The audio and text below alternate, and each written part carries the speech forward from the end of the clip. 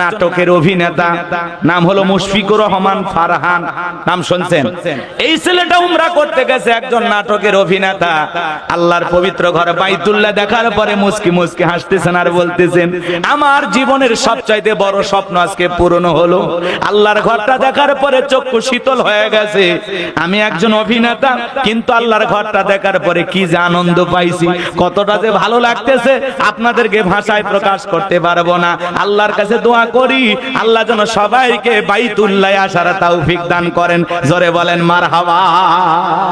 আল্লাহর ঘর বাইতুল্লাহ দেখতে গিয়ে নাটকের একজন অভিনেতা ফারহান সে খুশি হয়ে গেছে, আনন্দে আত্মহারা হয়ে গেছে। আমি দেখলাম ইহরামের কাপড় পরে আছে, সোশ্যাল মিডিয়াতে ভিডিওটা ভাইরাল হয়ে গেছে, আপনারা দেখেছেন। একজন নাটকের অভিনেতা আল্লাহর ঘর দেখে আনন্দিত হয়েছেন, খুব খুশি হয়েছেন, তার আনন্দে আত্মহারা হয়ে গেছেন আর বলতেছেন আল্লাহর কাছে দোয়া করি আপনারা যেন সবাই বাইতুল্লাহ আসতে পারেন, উমরা করতে পারেন, হজ করতে পারেন।